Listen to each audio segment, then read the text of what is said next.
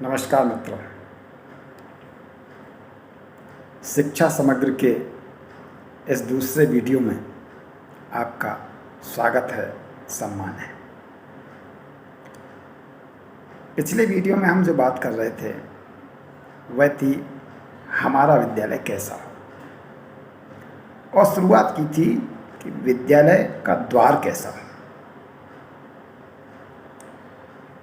शिक्षा एक मंदिर है, शिक्षालय एक मंदिर है, विद्यालय एक मंदिर है, ऐसा कहते हैं। विद्या का मंदिर है।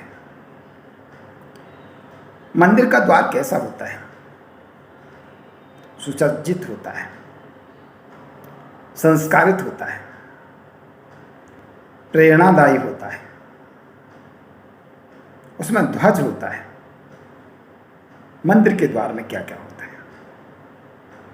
सुसज्जित होता है, ध्वज होता है, प्रेरणादायी होता है। तो जैसा द्वार मंदिर का होता है वैसा द्वार विद्यालय का होना चाहिए। अब वैसा बनाने के लिए चुनौतियां कौन कौन सी हैं, मैं कुछ उदाहरणों के माध्यम से बात करता हूं। महानगरीय सभ्यता में स्थान का अभाव होने के कारण सामान्यतः विद्यालय द्वार के दोनों ओर दुकानें होती हैं या बना दी जाती हैं। जैसे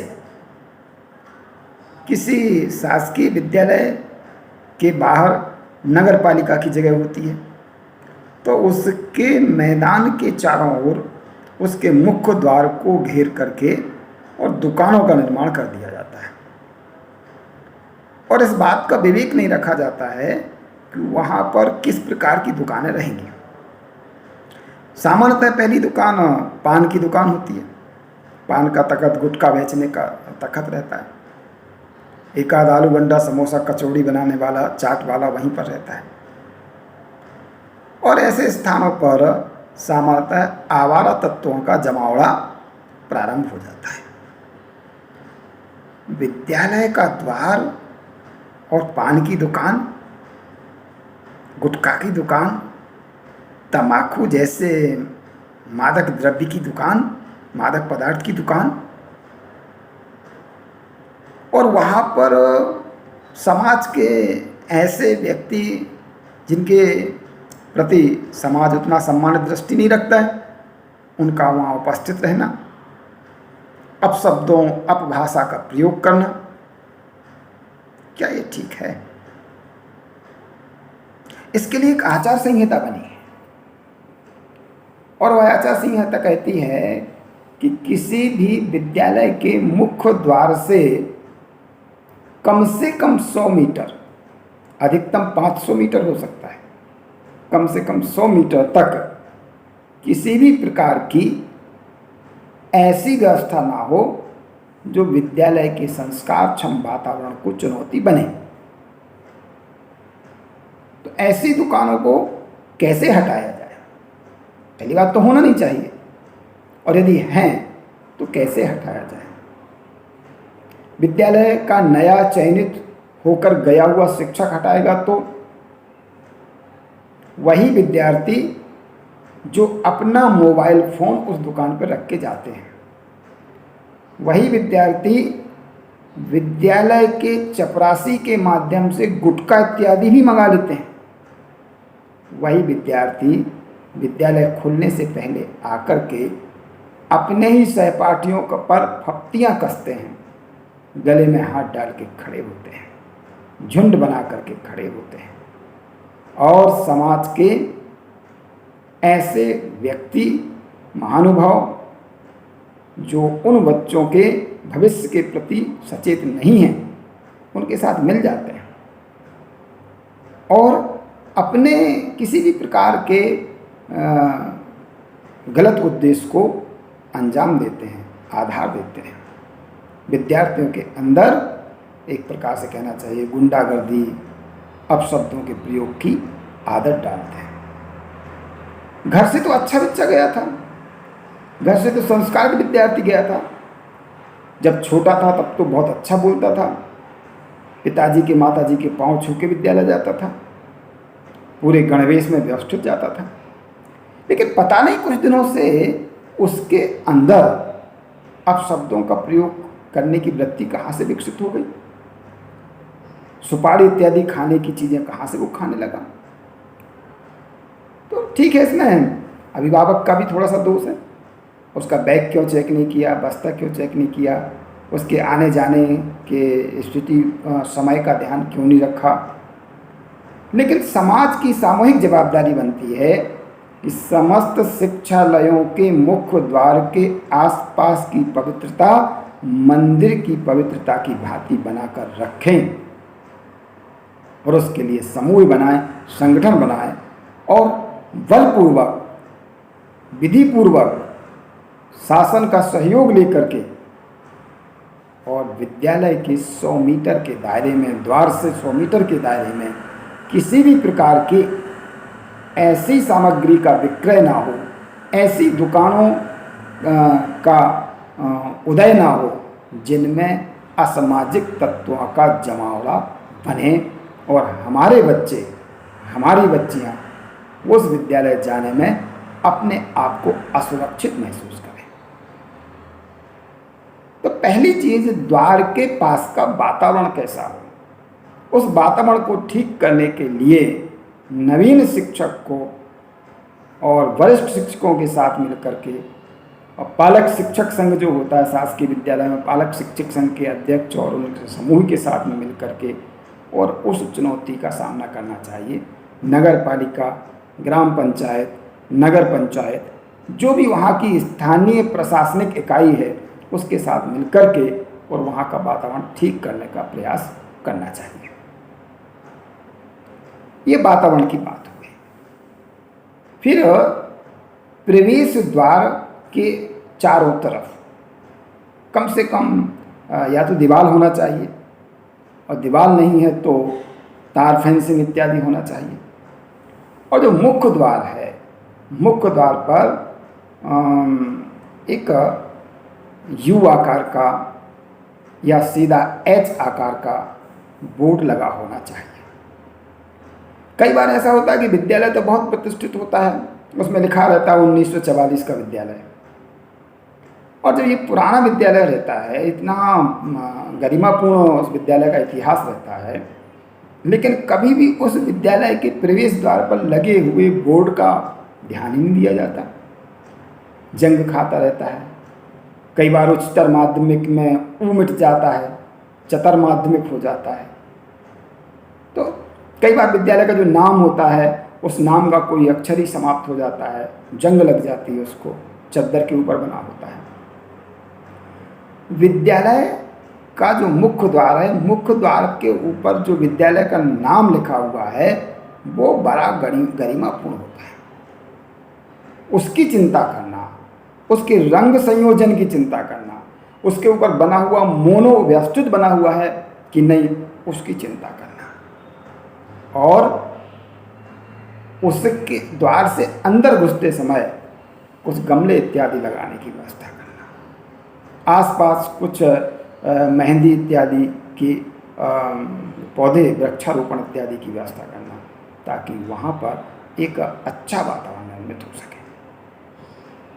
तो बोर्ड बहुत अच्छा, जिसमें विद्यालय का नाम लिखा रहता है, मोनो बना रहता है, एक चित्र बना होता है, वो बहुत अच्छा, और उसका रख रखाव, देख रेख उसकी बनी रहे। फिर हम गेट से जब अंदर घुसते हैं तो सामान्यतः गेट के ऊपर द्वार के पास में कोई वरिष्ठ शिक्षक विद्यार्थियों का स्वागत करने के लिए उपस्थित जरूर हो। यदि नवचयनित शिक्षक गया हुआ है और उसको ऐसा लगता है कि हमें ऐसा करना चाहिए तो वो करे। शिक्षक को सामान्यतः बच्चों के स्वागत के लिए, उनके सम्मान के लिए द्वार पर जरूर उपस्थित होना चाहिए। उससे कई फायदे हैं। एक तो पूर्व से विद्यालय का जो निर्धारित समय है, मान लीजिए विद्यालय का निर्धारित समय है 10:30 बजे, कई बार ऐसा होता है कि आसपास के गांव से आने वाले विद्यार्थी जो बसों से आते हैं, कई अन्य साधनों से आते हैं, कुछ के अभिभावक उनको गाड़ी पर छोड़ के और चले जाते हैं। कुछ विद्यार्थी ऐसे होते हैं जो जानबूझकर घर से बहुत पहले आ जाते हैं। उन विद्यार्थियों का विद्यालय के द्वार के ऊपर जो जमावड़ा रहता है, उनका खड़े होना रहता है, वहाँ बातचीत करना रहता है, वहाँ उनके लड़ने झगड़ने की संभावना काफ़ी बढ़ जाती है। वहाँ का वातावरण उतना ठीक ठाक नहीं होता है। तो यदि द्वार पर स्वागती के रूप में एक शिक्षक खड़ा होगा तो विद्यार्थी वहाँ खड़े ही नहीं हो पाएंगे। उन विद्यार्थियों को मुख्य द्वार से अंदर लेना, उनका प्रणाम, नमस्कार, गुड मॉर्निंग, जो कुछ भी कहते हों उसको मुस्कुरा करके स्वीकार करना। द्वार पर खड़े होने वाला शिक्षक भी यदि वो इस दृष्टि से खड़ा हुआ है या ये भाव बना करके खड़ा हुआ है कि हम तो बिल्कुल पहरेदार बन के तुम्हें खड़े हुए हैं, कई बार होता है हाथ में छड़ी लेकर के खड़ा हो जाता है, मुख मुद्रा बिल्कुल गंभीर, चेहरा लाल, भाषा में बिल्कुल कड़क, अंदर चलिए, यहाँ क्या कर रहे हो, तो नहीं चलेगा। आप स्वागत के लिए खड़े हैं इसलिए मुस्कुराते हुए, उसके अभिवादन का उत्तर देते हुए, उसकी कुशल क्षण पूछते हुए, और खासकर ऐसा शिक्षक अगर खड़ा हो जैसे विद्यार्थी का नाम पता है तो वो नाम से कहेगा, सोहन अंदर चलिए, मोहन भैया अंदर आइए। तो ऐसा करके प्रसन्नता के साथ विद्यार्थियों को अंदर विद्यालय परिसर में, मैदान में मुख्य द्वार से लेना।